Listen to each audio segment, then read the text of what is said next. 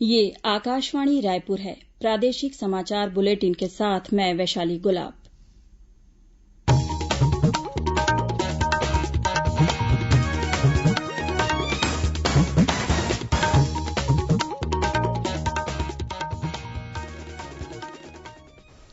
और अब पेश हैं आज के मुख्य समाचार।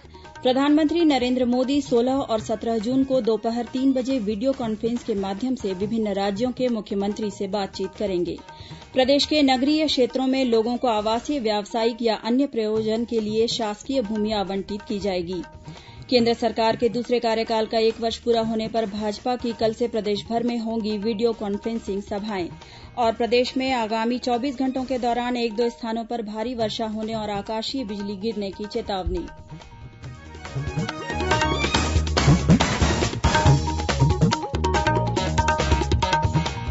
अब समाचार विस्तार से। प्रधानमंत्री नरेंद्र मोदी 16 और 17 जून को दोपहर 3 बजे वीडियो कॉन्फ्रेंस के माध्यम से विभिन्न राज्यों के मुख्यमंत्रियों से बातचीत करेंगे।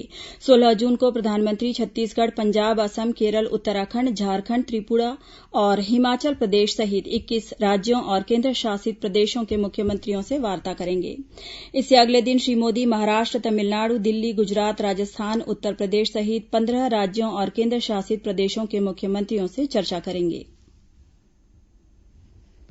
देश में कोरोना वायरस के बढ़ते मामलों को देखते हुए यह बैठक बहुत ही महत्वपूर्ण माना जा रहा है। मार्च में देशव्यापी लॉकडाउन की घोषणा के बाद से मुख्यमंत्रियों के साथ होने वाली प्रधानमंत्री मोदी की यह 6ठी बैठक होगी। वर्तमान में देश में लॉकडाउन का 5वां चरण चल रहा है और इस चरण में लोगों को पहले की तुलना में काफी सहूलियत दी गई है।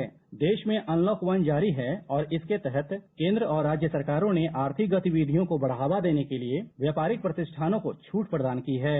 वहीं कल कैबिनेट सचिव ने सभी राज्यों और केंद्र शासित प्रदेशों के मुख्य सचिवों के साथ बैठक कर उन्हें परामर्श दिया कि कोविड-19 की रोकथाम के लिए जांच को बढ़ावा देने के साथ साथ संक्रमित लोगों के संपर्क में आए लोगों का पता लगाएं और स्वास्थ्य सुविधाओं को बढ़ावा दें।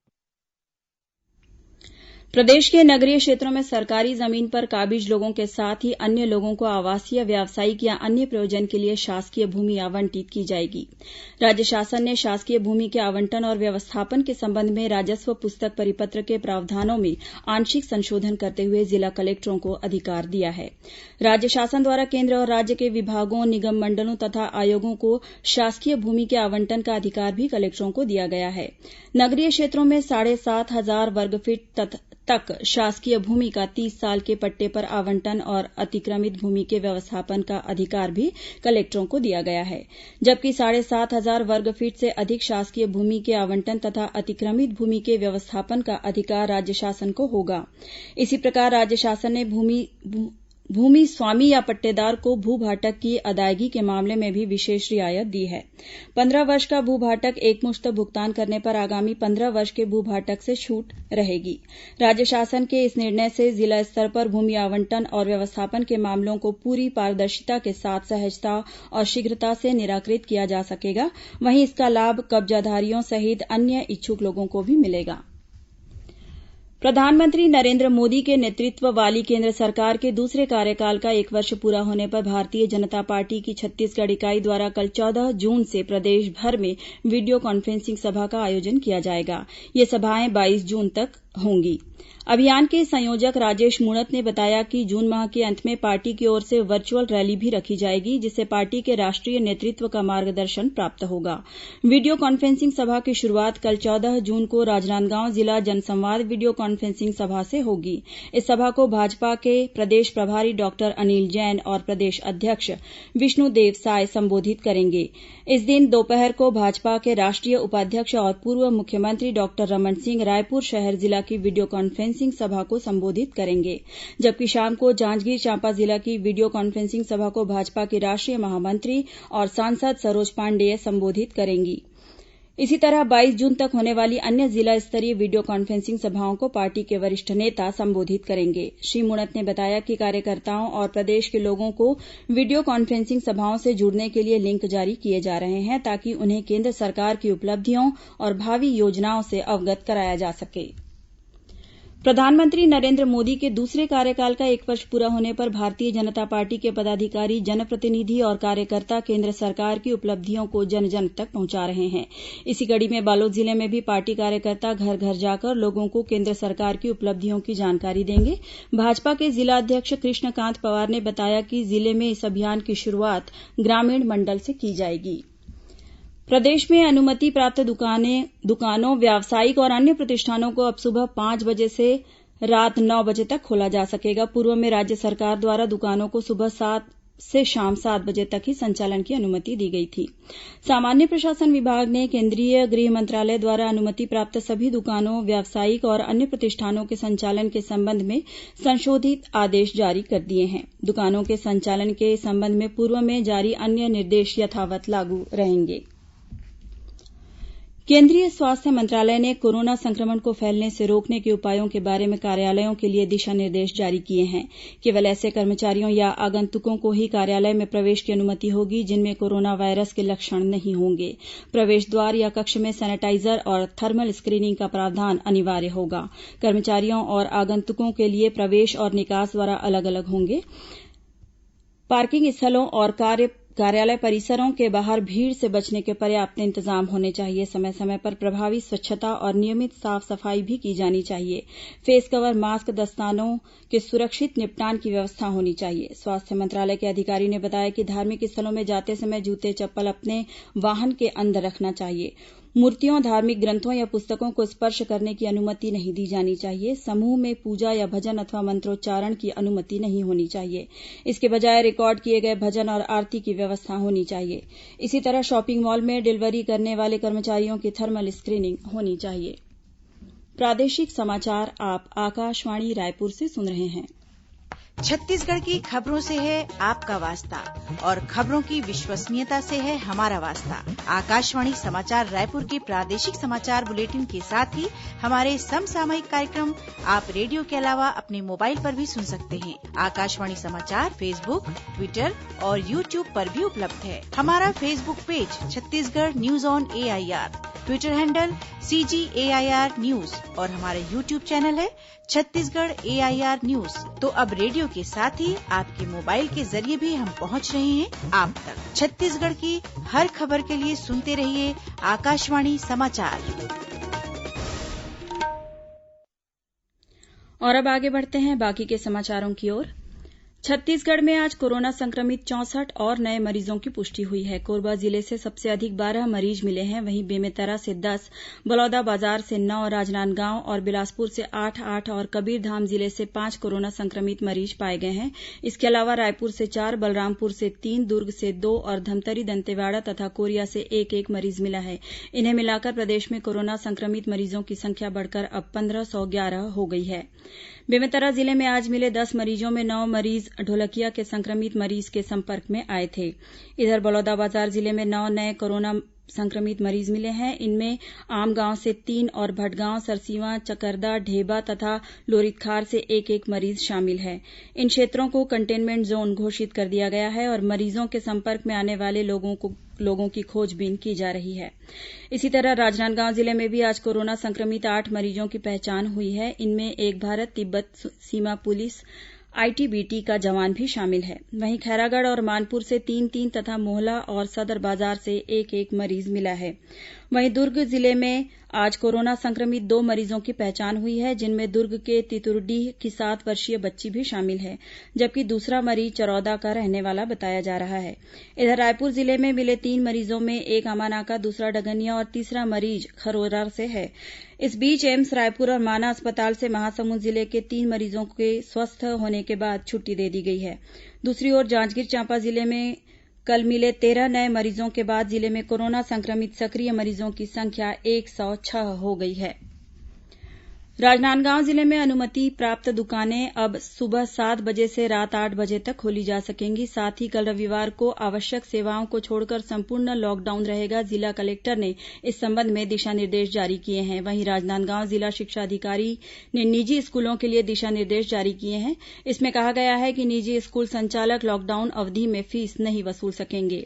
इस बीच राजनांदगांव के शंकरपुर वार्ड में कुछ हिस्सों को कंटेनमेंट जोन घोषित किया गया है, जहां के प्रभावित परिवारों को महापौर हेमा देशमुख द्वारा खाद्यान्न सहित अन्य आवश्यक सामग्रियां उपलब्ध कराई जा रही हैं।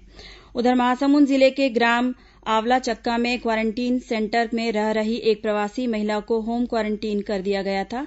बाद में इस महिला में कोरोना के संक्रमण होना पाया गया। क्वारंटीन नियमों का पालन नहीं किए जाने पर सरायपाली पुलिस ने एफआईआर दर्ज की है।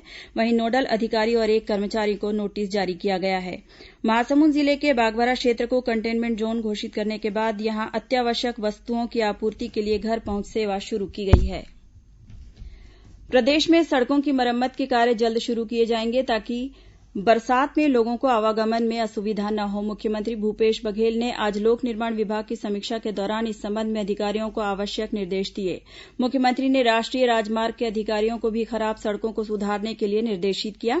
उन्होंने कहा कि प्रदेश के ऐसे सभी शासकीय भवन जो मुख्य मार्ग से नहीं जुड़े हैं उन्हें पक्के पहुंच मार्ग से जोड़ा जाएगा। साथ ही राष्ट्रीय राजमार्गों के किनारे पौधे लगाए जाएंगे। मुख्यमंत्री ने कहा कि राजधानी रायपुर के नजदीक खारून नदी के किनारे सौंदर्यीकरण और लगभग 9 किलोमीटर सड़क का निर्माण किया जाएगा। ये सड़क कुम्हारी मरघटा अमलेश्वर तक बनेगी। इसके लिए लगभग 70.5 करोड़ रूपये की कार्ययोजना बनाई गई है। बैठक में मुख्यमंत्री ने एशियन विकास बैंक की सहायता से लगभग 1200 किलोमीटर सड़कों के निर्माण के लिए 4,000 करोड़ रूपये का ऋण लेने की कार्ययोजना को भी मंजूरी दी। प्रदेश के संग्रहण केन्द्रों में बन रहे चबूतरों में अब शेड का निर्माण भी किया जाएगा ताकि समर्थन मूल्य पर उपार्जित धान को बारिश में भीगने से बचाया जा सके। राज्य शासन द्वारा महात्मा गांधी राष्ट्रीय ग्रामीण रोजगार गारंटी योजना, मनरेगा और अन्य विभागीय योजनाओं के मद से संग्रहण केन्द्रों में 4,622 चबूतरों का निर्माण किया जा रहा है। इनमें से आधे से अधिक चबूतरों के निर्माण का कार्य भी शुरू कर दिया गया है। चबूतरों में शेड लगाने के लिए अन्य योजनाओं से राशि का प्रावधान किया जाएगा। टिड्डियों का दल प्रदेश के राजनांदगांव और कबीरधाम जिले के करीब पहुंच चुका है। कल तक टिड्डियों का एक दल महाराष्ट्र के तिकोड़ा के पास था, जो राजनांदगांव जिले की सीमा से करीब 40 किलोमीटर दूर है। आधिकारिक जानकारी के मुताबिक अगर हवा की दिशा नहीं बदली तो टिड्डियों का यह दल राजनांदगांव जिले में प्रवेश कर सकता है। वहीं टिड्डियों का एक और दल कबीरधाम जिले की चिल्फी घाटी क्षेत्र से लगे मध्यप्रदेश की सीमा पर मंडरा रहा है। टिड्डियों के प्रदेश में प्रवेश करने की आशंका के बाद कृषि विभाग ने एक बार फिर अलर्ट जारी कर दिया है। बीते मई माह में भी टिड्डियों का दल कबीरधाम जिले की सीमा से लगे मंडला जिले में विचरण कर रहा था। अब फिर यह दल छत्तीसगढ़ की ओर बढ़ रहा है। कल विश्व रक्तदाता दिवस है। इस अवसर पर राज्यपाल अनुसुईया उइके और मुख्यमंत्री भूपेश बघेल ने राज्य के नागरिकों से अधिक संख्या में रक्तदान करने की अपील की है। राज्यपाल ने कहा है कि रक्तदान एक पुनीत कार्य है। सभी दानों में रक्तदान को सर्वश्रेष्ठ माना जाता है क्योंकि इससे किसी का जीवन बचाया जा सकता है। वहीं मुख्यमंत्री ने कहा है कि लोग रक्तदान के महत्व को समझें। रक्तदान करने में किसी भी प्रकार का कोई नुकसान नहीं होता, बल्कि रक्तदान जीवन रक्षा और पुण्य का काम है। इस बीच रक्तदाता दिवस के उपलक्ष्य में आज बिलासपुर में विभिन्न संगठनों द्वारा रक्तदान शिविर का आयोजन किया गया।